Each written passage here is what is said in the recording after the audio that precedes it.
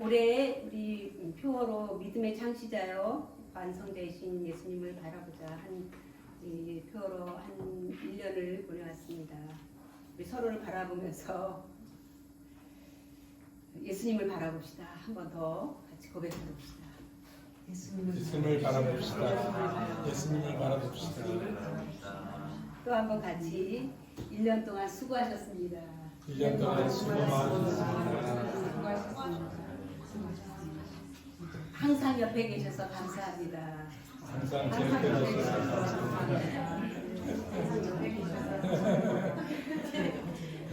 계셔서 감사합니다. 우리가 함께 예배드린다는 것은 정말 특별한 은혜이고 축복입니다. 어느 곳에서는 소리를 내지 못하고 예배드리는 곳도 있고 또 누군가에게 들킬까봐 몰래 예배드리는 곳도 아직도 굉장히 많습니다. 그런데 우리가 자유롭게 예수님의 이름을 부르고 찬양하며 함께 고백을 나눌 수 있다는 것은 너무나도 큰 축복이고 사실 우리는 일상의 축복, 작은 축복, 너무나 쉽게 우리가 누리는 것들에 대한 가치를 잘 모르는 경향이 있습니다. 대표적인 게 우리가 숨을 쉴 때 산소의 고마움을 잘 모르죠. 햇빛의 고마움도 잘 모릅니다. 그것처럼 우리에게 주신 이 소중한 교회 공동체를 우리가 더 사랑하고 더 섬기고 더 세워지는 일에 우리가 함께 했으면 좋겠습니다.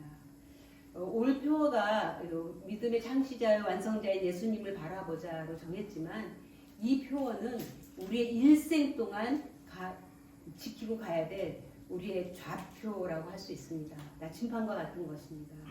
우리는 지속적으로 하나님의 나라를 향해서 갈 때에 그 길에는 너무나 많은 다양한 환경과 상황들을 겪게 됩니다.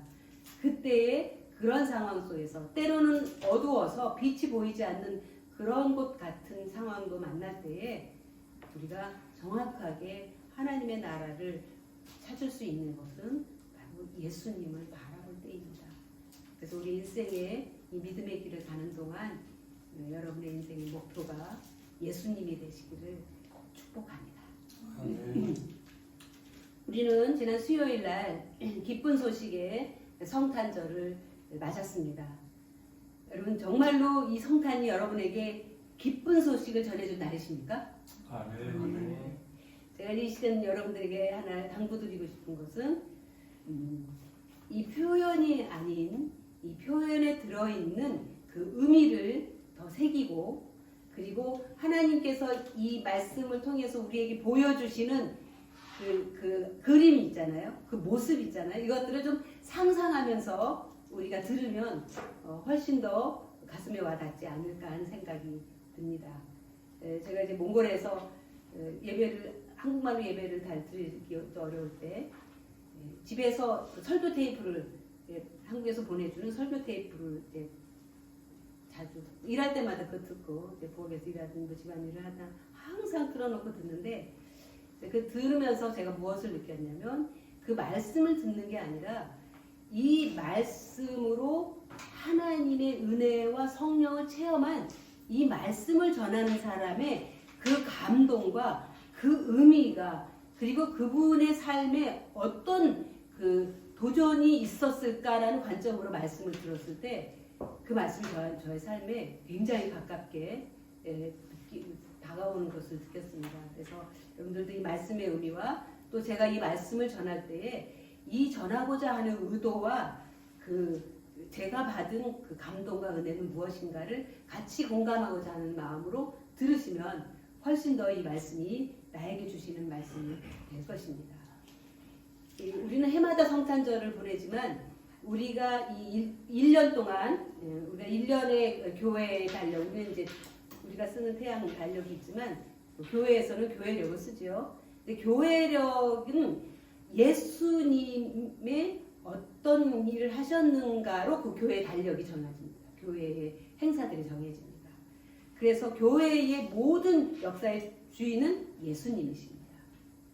그래서 이 예수님이 어떤 1년 동안 어떤 과정을 하셨는가를 우리가 쭉 이렇게 그 교회력을 따라서 가다 보면 정말 예수님의 일생을 통해서 우리를 구원하시기 위해서 어떤 일을 하셨는지를 우리가 더 체감할 수 있습니다. 그래서 성탄절은 1년에 한 번 와서 우리가 기쁘게 지나가고 하는 명절이 아니라 이 성탄절은 사실은 1년 내내 우리의 가슴에 기쁜 소식이 나를 기쁘게 하고 감사하게 하고 소망이 넘치게 하고 자유케 하는 이런 역사가 사실 1년 내내 있어야 되는 거예요. 네, 이 기쁜 소식이 전해진 성탄절, 네, 우리가 말씀을 통해서 지난 수요일 날도 우리가 성탄절 때 봤는데요. 내가 온 백성에게 미칠 큰 기쁨에 좋은 소식을 너희에게 전하노라. 이게 뭐예요? 너희를 위하여 구주가 나섰으니 곧 그리스도 주시라. 우리가 다 죄인이었을 때에 우리를 구원하기 위해서 하나님이 구주, 그리스도, 메시아를 이 땅에 보내셨다는 그 소식입니다. 그거는 어둠 가운데 살고 있고 자기가 심판 가운데 살아가고 있음에도 불구하고 심판인지도 모르고 고통 속에서 살아가는 이 세상의 백성들에게는 말할 수 없는 그 축복의 소식인 거죠. 그리고 그분의 오심은 하나님께는 영광이고 하나님과 담을 쌓고 하나님과 단절됐던 그 사람들 가운데는 평화가 회복되었다는 그러한 소식입니다. 여러분 사실 가까운 친구하고 사이만 안 좋아도 아주 불편합니다. 부부가 사이가 안 좋고 나서 한 번이라도 싸우면 하루 종일 그게 해결될 때까지 계속 찝찝하죠. 그런데 우리를 만드신 창조주, 우리 아버지이신 그분과 담을 쌓고 단절되어 있었기 때문에 우리의 삶은 이렇게든 저렇게든 고통스럽고 뒤틀려 있고 알 수 없는 불편함과 두려움과 불안함 속에 살아가게 됩니다. 그래서 사람들은 그것을 잊어버리기 위해서 많은 일탈들을 하고 순간적인 쾌락을 추구하게 되죠. 그런데 결국은 하나님과 화목하지 않고서는 찾을 수 없는 평화인데 하나님이 아들을 보내셔서 그 평화를 우리에게 주셨다는 소식입니다. 모든 관계가 회복되어서 이제는 사이가 좋아졌다. 부부가 화해가 되었고 친구가 화해가 되었다. 그런 의미입니다. 그런데 이사야가 이 말씀을 전할 때의 정세는 우리가 지난주에도 미가서를 통해서 잠깐 살펴봤습니다. 이사야는 BC 740년에서 680년, 여긴 좀 차이가 있습니다. 어떤 사람은 745년에서 695년 이렇게 차이가 있는데 대략 이제 740년에서 680년 사이 한 60년 가까운 시간을 선지자로 말씀을 선포했습니다. 네 왕에 걸쳐서 하나님의 말씀을 선포한 선지자이고 성경에서 가장 많은 예언을 기록한 선지자입니다. 그리고 이 이사야 선지자가 활동하기 시작하기 직전에는 이 남유다는 우시야 왕이 다스렸고 북이스라엘은 아직 다 안 망하지 않을 때에 북이스라엘은 여로보암 2세가 다스리던 때예요. 이때는 굉장히 나라가 강성. 지금도 이스라엘 사람들은 웃지 하면서 이 전쟁을 할 때 용기를 얻는 말이 웃지인가. 우시야라는 왕의 이름이에요. 그 당시에 굉장히 남유다가 강성했습니다. 그리고 여로보암 2세는 하나님께서 이제 세운 왕인데 이때에 굉장히 또 강성했습니다. 왜냐하면 애굽과 아수르가 자체 내 국내에 문제가 생겼어요. 애굽은 왕조가 바뀌면서 그거를 수술하는 데에 정신이 없었고 아수르도 내분이 일어났어요. 나라 안에. 그래서 그거를 정리하느라고 밖으로 침략하거나 이런 그 세력을 넓히고자 하는 일들을 할 수가 없었어요. 그때에 이제 북이스라엘과 남유다, 요 우시야 왕과 여로보암 2세 이때인데 나라가 굉장히 정치적으로 경제적으로 안정이 되고 번영을 이뤘던 때입니다. 그런데 아이러니하게도 이러한 안정과 번영이 있었을 때 오히려 종교적으로 그 다음에 도덕적으로 말할 수 없는 타락이 북이스라엘과 남유다까지 일어나게 됩니다. 그래서 이 선지서의 내용들은 다 이 너희들의 타락, 그러니까 하나님을 섬겨야 될 백성이 우상을 섬기고 우상을 섬기는 자의 삶들을 타면서 도덕적으로 타락하고 그러한 것들을 지속적으로 즐기고 그리고 더 큰 풍요를 따라갈 때에 하나님이 선지자를 보내서 너희들 그렇게 하면 벌이 심판이 온다 돌아오라 한 게 이 선지서 소선지서와 대선지서에 기록된 내용입니다. 아이러니하게도 사실은 우리는 다 예수님을 믿음으로 복을 얻기를 원하고 하나님을 믿어서 잘 살기를 원했습니다. 그래서 가나안에 들어와서 하나님의 축복을 누리기를 원했고 축복을 누렸습니다. 그러나 그것이 오히려 이스라엘을 타락하게 만듭니다. 그래서 모세가 있겠죠. 너희들이 그 땅에 들어가서 배부르고 등이 따뜻할 때 하나님을 모른다 할 것이다 라고 예언했던 모세 신명기에 나오는 말씀들입니다. 굉장히 번영은 하나님이 주신 축복이지만 사실은 그것이 우리 그것을 잘 활용하지 않고 이 근원이 누구로부터 왔는지를 정확하게 인지하지 않으면 우리는 그 번영으로 그리고 풍요로움으로 타락한 삶을 살아갈 수 있게 됩니다. 그래서 한국 사회의 경제 성장을 이루었죠. 풍요를 이루었죠. 이거는 세계가 다 인정하는 한강의 기적입니다. 우리도 정말 깜짝깜짝 놀랐다. 한국이 어떻게 이렇게까지 발전할 수가 있지. 그런데 불과 40-50년 전에 가장 세계에서 가난한 나라 중에 하나예요. 그런 거를 생각해 보면 이 경제 성장과 풍요는 하나님이 우리에게 주신 것입니다. 그런데 안타까운 것은 이스라엘과 마찬가지로 이 한국 사회가 도덕적으로 윤리적으로 타락해가고 종교적으로도 타락의 극치로 가고 있다는 사실입니다.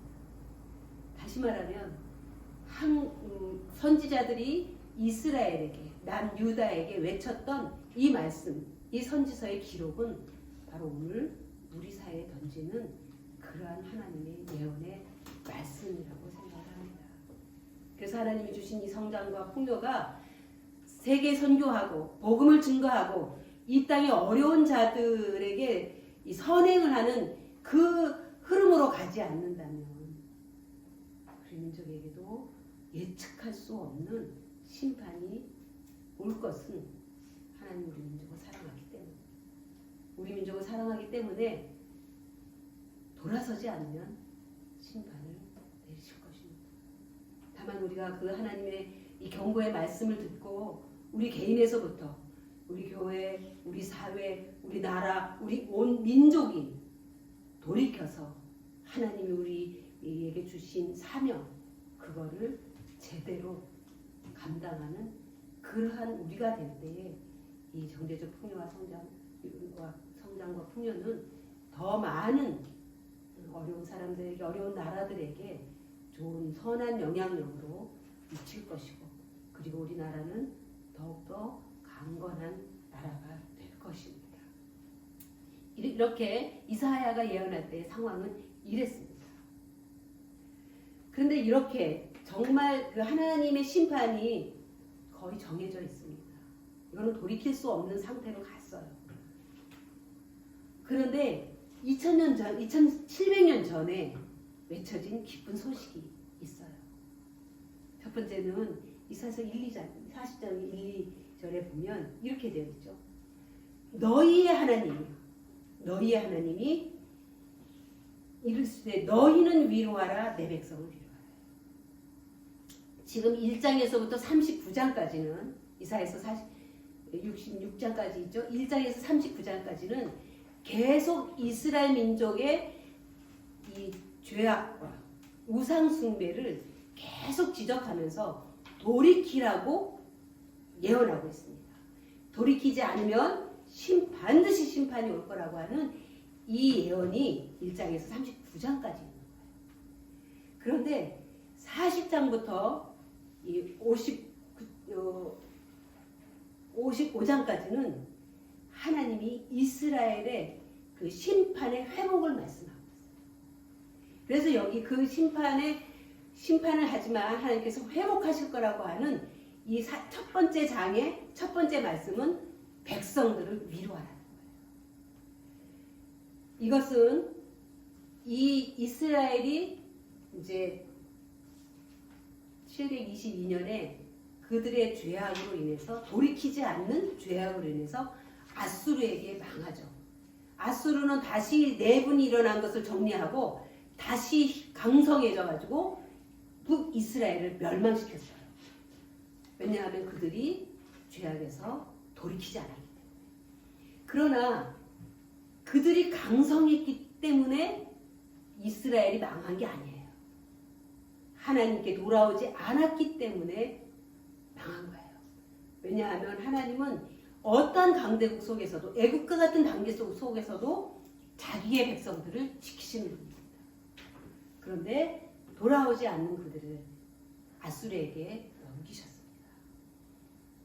그리고 이제 남유다도 이제 바벨론에게 멸망하게 되고 그들에게 잡혀갈 것이라고 하는 예언을 합니다. 그러니까 100년 가까이 이후의 일을 예언을 하는 거예요. 이미 일어난 일이 아니에요. 바벨론으로 잡혀가는 데는 앞으로 80년이 더 지나서 그 일이 이루어지는 거예요. 그런데 오늘 읽은 이 말씀은 너희가 그렇게 잡혀가지만 포로로 가고 망하지만 그들을 내가 돌아오게 할 것이니까 그들을 위로하라고. 그러니까 여기는 150년 후에 유다의 150년 후의 일을 예언하는 거예요. 너희가 멸망하지만 70년 동안 거기에서 포로로 잡혀서 살아가지만 너희들이 539년에 돌아오죠. 너희들이 그 70년이 지나면 반드시 내가 너희들을 돌아오게 할 것이니 그 백성을 위로하라는 거예요. 그럼 우리는 다 하나님을 모르는 자였습니다. 우리가 에베소서 2장 1절에 보면 너희는 허물과 죄로 죽었던 자들이다. 죽었던 자의 삶은 이 어둠의 영에 끌려다니면서 세상의 욕망을 따라서 살아가는 자. 그래서 이스라엘 백성들처럼 살아가던 삶이었어요. 그런데 그런 우리를 그 죽은 상태에서 그 죄악에서 살리시고 돌이키게 하시기 위해서 하나님이 그 때를 너희에게 메시아를 보내겠다는 그 소식이 2700년 전에 이사야를 통해서 우리에게 주신 말씀입니다. 이 말씀을 누가 하셨습니까? 이 말씀을 누가 하셨어요? 너희야. 이게 선지자가 하는 말이 아니라 너희 하나님인 내가 하는 말이다. 그러니까 하나님이 하셨다는 말을 하나님은 시건하지 않습니다. 자기가 한 말을 삼켜버리지 않아요. 그 말을 반드시 이루시는 분인데 내가 하는 이 말은 반드시 이룬다는 그 뜻입니다. 그래서 너희는 위로하라. 위로하라. 내 백성이 누구입니까? 하나님께 돌아오는 모든 자들. 여기에서는 유다 백성들과 남은 자들, 포로로 잡혀간 자들이에요. 하나님께 돌아오는 자들. 영적으로 의미하면 아브라함을 통해서 하나님의 자녀가 된, 하나님의 백성이 된 우리를 말하는 거예요. 우리를 위로하시는 거예요. 내가 너희를 죽은 상태에서, 심판에서, 죄에서 구원하고 내게 돌아오게 하겠다는 거예요. 그러면 나에게 적용해 본다는 것은 이거는 700년 후의 이야기예요. 예수님이 태어나실 때. 예수님이 태어나실 거를 우리를 위한 메시아가 태어난다. 그리고 그거는 2000년 후인 오늘 우리에게 실제로 예수 그리스도를 영접함으로 하나님의 백성이 된 실현을 우리는 하고 있습니다. 그러나 이것은 여기서 끝나지 않습니다. 그건 앞으로 예수님이 다시 오실 종말에까지 연결이 되는 삼중 의미가 있습니다. 그런데 여기 보면 너희는 여기 선지자들이에요. 선지자들. 그러니까 너희라고 하는 것은 한 사람이 아니기 때문에 이사야만 얘기하는 게 아니라 하나님의 부르심을 받은 하나님의 말씀을 받은 모든 선지자들은 이렇게 말하는 거예요. 예루살렘의 마음에 닿도록 유다 사람들이 이것이 마음에 새겨지도록 마음에 와서 닿아서 와 우리의 하나님이 우리를 정말 이런 심판 가운데 죄악 가운데 멸망 가운데서 우리를 다시 회복시키고 돌아오시게 하신다고 그들의 마음이 감동이 되고 그들의 마음이 이게 새겨지기까지 그것을 말하라는 거예요. 그리고 그것에게 외치라는 거예요. 조용조용히 말하라고 하지 않았어요. 여기 성경에 보면 외치라라는 말이 5번 나와요. 외치라. 큰 소리로 말하라. 큰 소리로. 이게 무슨 뜻이에요? 확실하다는 거. 이 일은 확실하니까 너희가 큰 소리로 외쳐라. 유다 백성들아, 너희들은 죄악 가운데 나라가 멸망할 것이다. 그러나 그 멸망의 시간이 지나면 하나님이 반드시 너희들을 돌아오게 할 것이다. 이렇게 외치라는 거예요. 3가지를 말하겠어요. 그 노역의 때가 끝났다. 다시 말하면 70년의 포로 생활의 수고가 끝났다는 거예요. 하나님은 포로로 잡혀가는 것을 전제로 합니다. 이들이 지은 죄는 그 벌이 필요한, 노역이 필요한 죄악이었어요. 더 이상 돌이키지 않았기 때문이에요. 그러나 그 심판 후에는 반드시 노역의 때가 끝나고 그 죄악, 그들이 포로로 잡혀가고 이런 노역을 하게 했던 그 모든 죄악이 사함을 받는다. 여러분, 이 죄악은 그냥 죄를 짓는 게 아니라 의도적으로 하나님을 대항해서 하나님께 죄를 짓는 것을 말하는 거예요. 그러니까 굉장히 사악한 죄인 거예요. 악한 의도를 가지고 짓는 죄예요. 그래서 우리가 재판할 때 보면 이 사람은 굉장히 의도가 악하기 때문에 악질적인 의도기 때문에 뭐 이렇게 해서 이 심판이 형량이 더 늘어나잖아요. 그런 죄악도 하나님이 시간이 지나면 다 사함받는다. 그러니까 너희들이 노역으로 포로로 갔을 때에 그 기간을, 그 70년의 기간을 인내하며 내 말을 신뢰하고 끝까지 나를 기다려라. 여러분, 우리는 어려움을 겪습니다. 그 어려움은 여러 가지 이유로도 올 수 있어요. 내가 잘못해서 어려움을 오기도 하고, 또 다른 사람의 잘못으로 내가 어려움을 겪기도 하고, 의미도 모르는 어려움을 당하기도 합니다. 그러나 우리는 죄를 지을 때 어려움이 오게 돼 있어요. 사실 죄를 짓는데 어려움이 안 오면 그것처럼 무서운 건 없어요. 여러분, 제가 지난주에 그 사진에 보여줬더니 이 나병이 왜 무섭습니까? 증상이 없는 거예요. 통증이 없는 거예요. 그래서 이렇게 지나다 보니까 손이 이 불에 데어도 감각이 없으니까 그냥 떨어져 나가요. 우리가 죄를 짓는데도 고통이 없으면 사실은 더 위험하고, 이런 죄악에는 고통이 따르고 심판이 따르게 돼 있습니다. 그러나 그 심판과 고통을 겪을 때, 내가 하나님께 돌아오라는 말씀이구나, 하나님의 이 사인이구나라고 생각하고 돌이키는 게 지혜로운 사람입니다. 나는 죄를 지었는데 아무도 몰라. 그리고 아무런 증상도 없어, 결과도 없어. 그거는 정말 무서운 심판이다. 왜냐하면 하나님이 로마서 1장에 보면 내가 그들의 죄 가운데 버려둬. 하나님 사랑하는 자를 내게 매를 줘.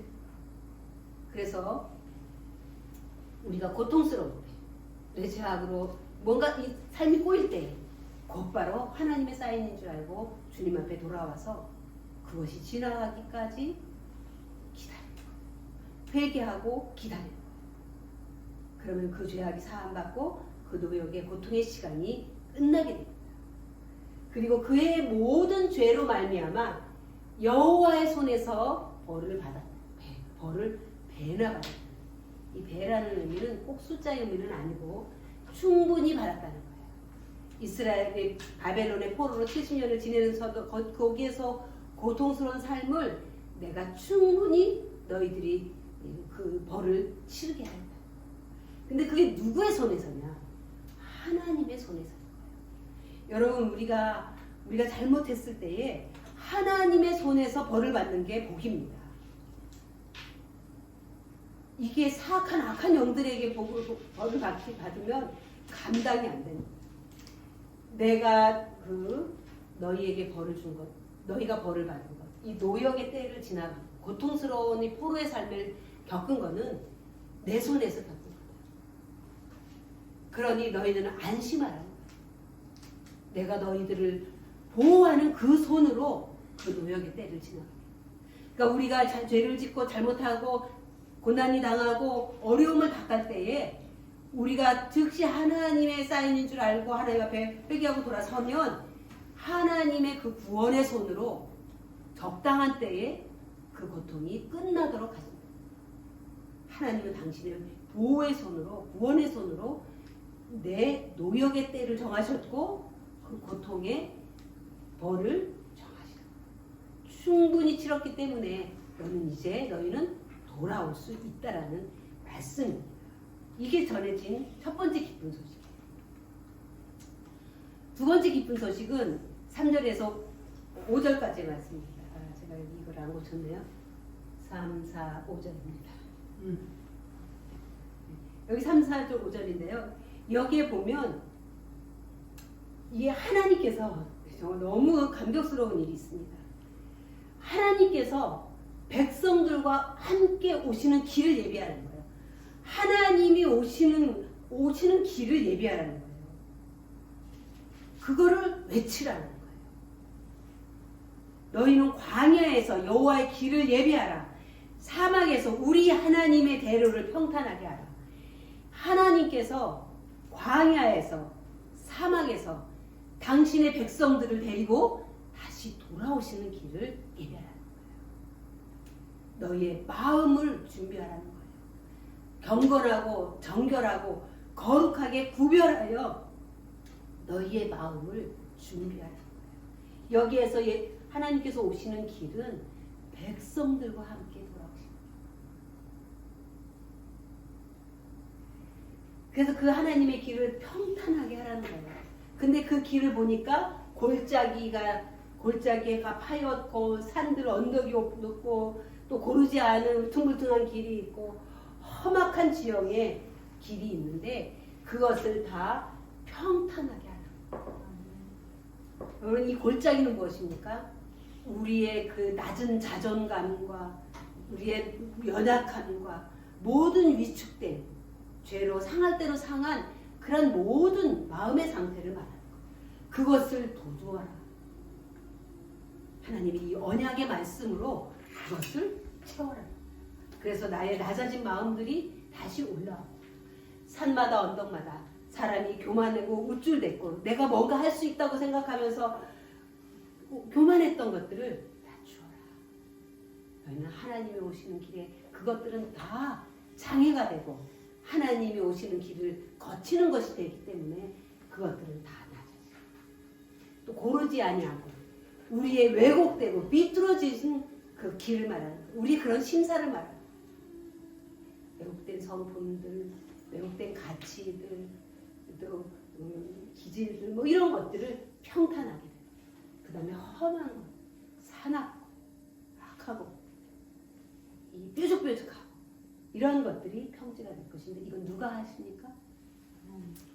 하나님께서 성령을 통해서 하시는 거예요. 여러분 우리는 예수님이 2000년 전에 예수님이 이 땅에 오셔서 우리의 죄를 다 세속하시고 우리의 메시아가 돼요. 우리가 그로 인해서 하나님의 백성이 될 때 그분이 우리의 구세주와 구주가 그리스도가 되셨을 때 성령님은 우리 안에 오셔서 이 일을 하신다.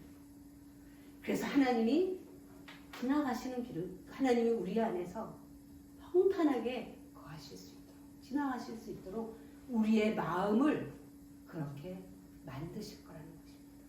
또 하나님이 그 돌아오는 백성들을 이제는 이렇게 만드시겠다는 거예요. 그러니까 하나님의 약속은 놀라운 것입니다. 어느 하나 돌아온 것이 아니라 그 돌아올 때 당신의 백성에게 필요한 모든 것들을 갖추어 주시는 거예요. 너희들이 이러한 너희들의 상태를 내가 다 치유해 주실 거다. 너희들의 죄를 짓는 그 모든 성품들을 내가 다 깎아줄 것이다. 삐뚤어지고 왜곡되고 거친 것들, 뾰족뾰족한 것들은 내가 다 다듬어서 내가 너희들과 함께 평안하게 거할 수 있는 평탄한 평지를 만들 것이다.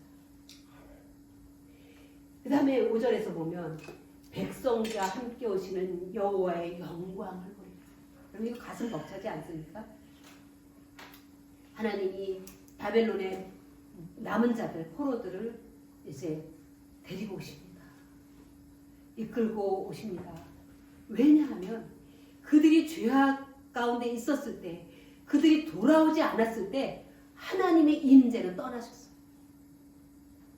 그래서 이스라엘 백성들은 더 그런 고난, 고통 가운데 있었던 거예요. 그런데 다시 돌아올 때는 하나님이 그들과 함께 이스라엘로 시온 땅으로 돌아오시겠다. 여러분 하나님이 이렇게 말씀하실 때 이렇게 말하죠. 여호와의 영광이 나타나고 모든 육체가 그것을 봅니다. 이것은 여호와의 입이 말씀하죠. 내가 너희에게 이렇게 말한다. 너희가 내 영광을 보리라. 하나님이 백성들을 몰고 데리고 오시는 이걸 얼마나 기뻐하셨으면 이것 자체로 당신이 영광을 받으시는 거예요. 하나님이 죄악 가운데 심판 가운데 있는 우리들이 죽게 돌아왔을 때에 얼마나 죽게 돌아온 우리를 통해서 영광을 받으시고 기뻐하시는지 우리는 그 주님의 얼굴을 여러분 보십니까? 그 영광이 느껴지십니까? 하나님은 이스라엘 백성들이 다시 돌아오는 것을 그 무엇보다도 기뻐하셨고 그 무엇보다도 앞으로 그들과 함께할 그 나라를 꿈꾸셨기 때문입니다. 우리는 에베소서를 우리가 공부할 때에 예수님이 십자가를 지시고 죽으시고 부활하셔서 승천하시고 성령 강림 이후에 교회가 세워지셨을 때 그 교회를 통해서 하나님은 예수 그리스도는 너무나 큰 영광을 받으셨고 그분은 지금도 하나님께 돌아온 모든 당신의 백성들을 통해서 지속적으로 이 영광을 누리고 계시고 받고 계십니다. 우리는 우리를 통해서 영광을 받으시는 영광을 드러내시는 그리고 우리가 그걸 보기를 원하시는 볼 수 있도록 우리에게 드러내시는 그 하나님의 영광을 바라보며 예배를 드려야 되고 그분의 몸된 교회를 섬겨야 되는 게 돌아온 자의 마땅한 삶인 것입니다. 그리고 이것을 외치라고 하는 거예요. 외치라. 큰 소리로. 누가 외칩니까? 여러분 누가 외칠까요? 이 이사야서에서는 선지자가 외쳤어요. 그런데 오늘은 누가 외칩니까? 오늘은 우리는 돌아온 자들이 외칩니다. 이 기쁜 소식을 나의 것으로 받아들이고 하나님의 백성이 되고 하나님의 자녀가 되고 돌아온 자가 외치는 것입니다. 아직 돌아오지 못한 자들을 향해서 외치라는 거예요. 우리 주변에는 아직 돌아오지 않은 숨겨진 하나님의 백성들이 너무 많지요. 선교지에 가니까 너무 많아서 정말 우리가 이렇게 믿어도 되나? 이렇게 자유롭게 믿는 때에 이렇게 게으르게 믿어도 되나? 그런 곳에서는 복음이 들려지지 않고 복음을 전할 수 없는 것이기 때문에 못 돌아오는 그런 자들을 생각하면 우리가 더 정신 차리고 믿어야 되지 않을까? 이번에도 가서 그걸 느꼈습니다. 왜냐하면 그들을 위해서 그들에게 외치기 위해서 외칠 내용을 그 입의 말을 내가 가지고 있어요. 내가 강하게 체험하고 있어요. 내 것이 되어야 우리는 외칠 수 있는 것입니다. 2700년 전에 외쳐진 기쁜 소식 세 번째는 이사야서 6장에서 8절, 6절에서 8절까지입니다. 40장. 여기에 보면 모든 육체와 인생은 들의 풀이요 들의 꽃과 같다. 여러분, 우리의 인생은요 풀이요 들의 꽃과 같다. 이게 복인가 아십니까? 인생이 강하다고 생각할수록 자기 힘으로 살아요. 그러나 우리는 연약하고 풀과 같은 존재, 안개와 같은 존재, 바람이 지나가면 흔적도 없이 사라지는 그러한 존재라고 인식할 때 우리는 하나님을 바라볼 수 있고 하나님을 붙들 수 있는 것입니다. 우리 모든 육체와 인생은 풀과 또 들의 꽃과 같아요. 세상 나라의 권세와 권력과 영광도 풀과 들꽃과 같다는 거예요. 여기 보면 말하는 자의 소리여 외치라 외치라 내가 무엇이라 외치니까 이르되 모든 육체는 풀이요 그의 모든 아름다움은 들의 꽃과 같아요. 여러분, 인생이 그렇고 모든 나라의 권력과 영광, 여기에서 이 풀과 같고 들꽃과 같다는 의미는 바벨론을 말하기도 합니다. 그렇게 강성해서 유다를 물리치고 그 지역들을 다 높은 탑을 그런 쌓는 그러한 권력, 권세와 힘이 있는 나라 같지만 하나님이 여기 보면 하나님이 보실 때 하나님은 그들을 풀처럼 들꽃처럼 여기시고 그들을 사라지게 하실 수 있는 거예요. 그래서 그들의 모든 아름다움, 영광은 역시 들의 꽃과 같아요. 그래서 바벨론도 하나님이 그들의 역사를 다스리고 통치하신다는 말씀입니다. 그 7절에 보면 여호와의 기운에 모든 풀과 들꽃은 말라버린다. 여기 보죠. 7절 풀은 마르고 꽃의 시들문 여호와의 기운이 그 위에 봅니다. 그 풀 위에 여호와의 기운이 한번 스쳐가면 바벨론도 사라지고 아수르도 사라지고 모든 나라들이 사라지고 하나님께서 나라를 세우시면 메대와 파사를 통해서 이스라엘 백성들을 유다 백성들을 고국으로 보내라. 귀한 명령도 바벨론이 내린 게 아니라 고레스 왕이에요. 메대와 파사 하나님이 새롭게 바벨론을 멸망시키고 그 여호와의 기운으로 그 풀도 들꽃도 마르게 해버리고 하나님이 세우신 나라를 통해서 그 왕이 이스라엘 돌아가 고향으로 돌아가 명령을 내는 거예요. 어느 왕이 자기가 어떤 소유물인 자기 포로의 백성들을 다시 돌아가라고 합니다. 하나님이 시키시면 세상의 왕도 그렇게 하는 거예요. 왜요? 그들도 풀과 들꽃과 같은 존재이기 때문에 하나님의 위엄과 통치 아래서 하나님께 순종할 수밖에 없는 것입니다. 그래서 하나님은 세상의 모든 인생과 나라와 부귀와 영화와 권세도 다 통치하시는 분이에요. 그리고 그 하나님이 우리 안에 그게 기쁜 소식입니다. 그런데 여호와의 말씀은 너무 이상해요.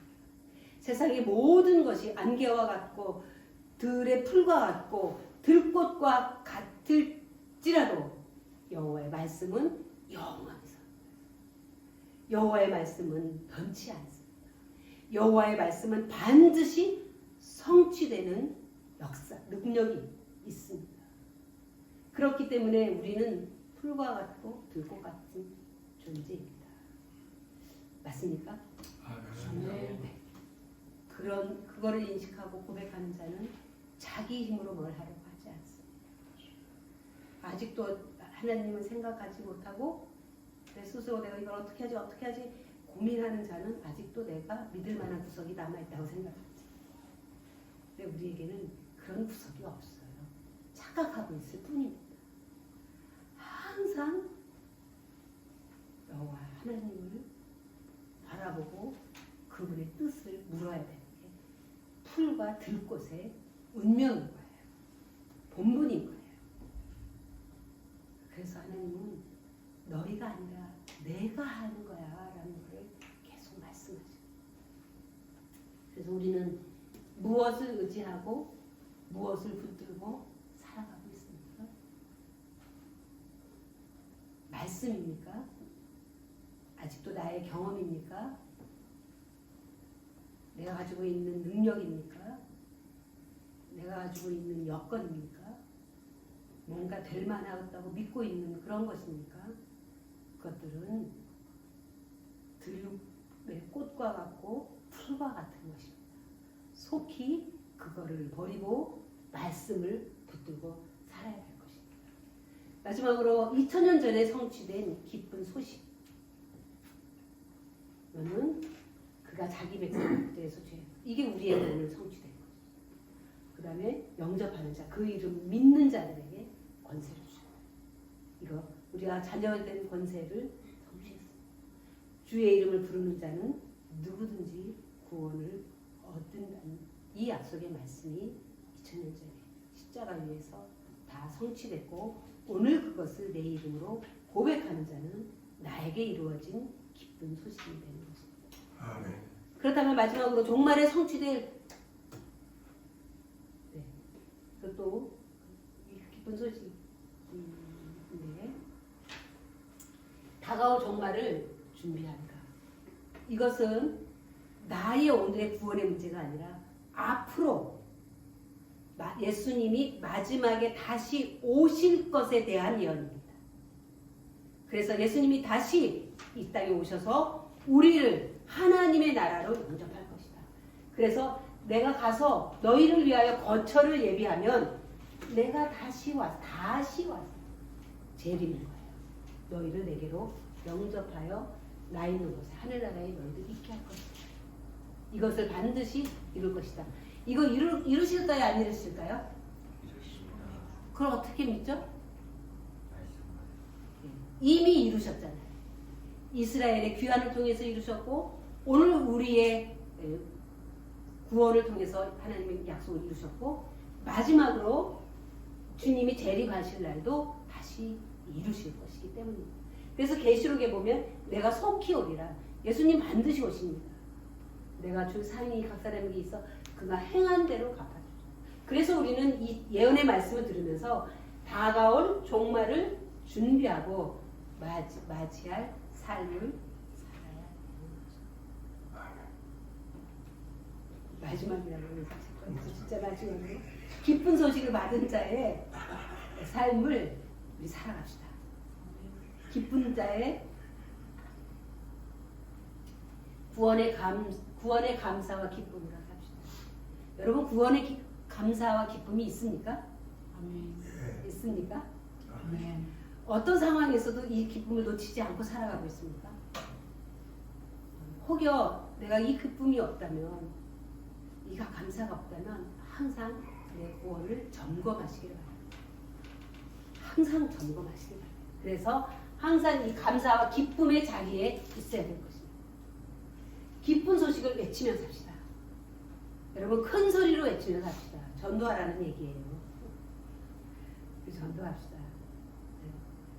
전도해서 이 죽게 돌아오는 자들이 많아지도록 내년에는 우리가 다 마음속에 외쳐서 죽게 돌아올 자들을 정하고 기도하면서 돌아오도록 성령님과 말씀으로 성화되는 삶을 삽시다.